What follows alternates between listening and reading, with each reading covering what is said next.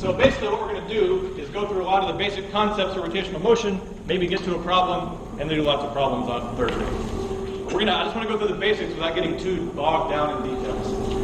Okay, so here is a very important statement. You might say, well, how is this different from kinematics, what we did already? Translational. What do we have to keep up with? Okay, I was going to draw the hands clapping emojis, but I'm not going to. Rotational. Motion. Here, use somebody clap. There's 2 claps. Always requires, thank you, an axis of rotation. You have to describe, or you have to specify the axis of rotation. Okay? Sometimes it's obvious. So sometimes you just look at it and say, where's the axis of rotation? Well, let me think. Here is a disk that we're going to spin. It's Carl Sagan, and he's spinning, and it's pretty clear where the axis of rotation is, right? So here's the disk. Here it is, right? And it's spinning around like that, and omega. Axis of rotation clearly is along the center. So you can tell where the axis of rotation is.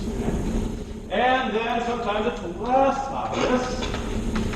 Let's think of a case where it's less obvious. I'm going to have this eraser, because I forgot to get a board, fall off of this. Ready? Watch. This is big. Ready? Watch. Cue. Now let's think about where was the axis of rotation for that motion. So here is the eraser, like that. Let's say it's really out there, right? And it's going to start to fall down. We know it's going to fall off the edge. You just saw it. It will fall off the edge. Where's the axis of rotation? Is it the center? It's right here. Right? It's actually rotating right there. After it falls and it's free, it might rotate on some other axis. But while it's falling, it's here. So these are constrained motions. So these are constrained motions. We'll talk about later when you let something rotate freely, it rotates about a specific point. But in this case, to do the problem, to actually analyze this mathematically, we would need to say this is the axis. This coming out of the board is the axis. And here's another case of less obvious, is if you have something rolling. Imagine this is a wheel. Here we go. There it goes. Let's imagine a wheel rolling forward. All right, here goes the wheel, and the wheel is moving along with velocity v. We know it must be rotating like this. It's some omega if it's moving forward. So where's the axis of rotation?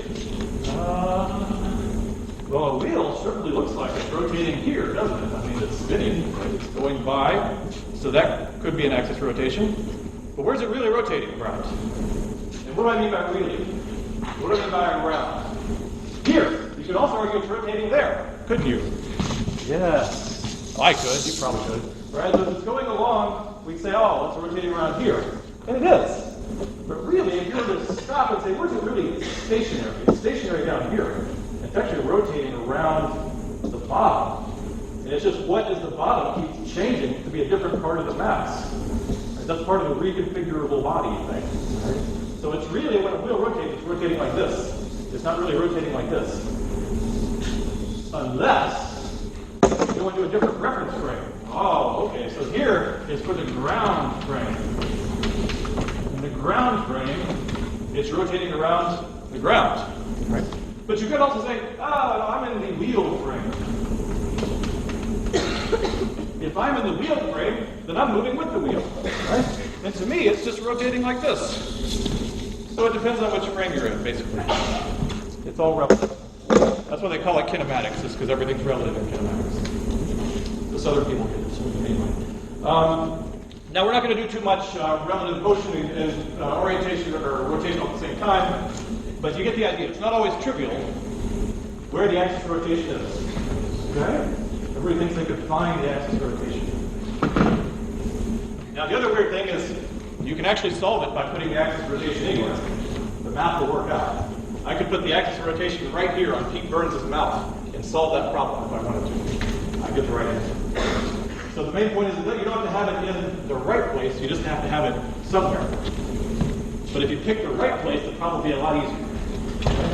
So we will always pick the most convenient place to put it.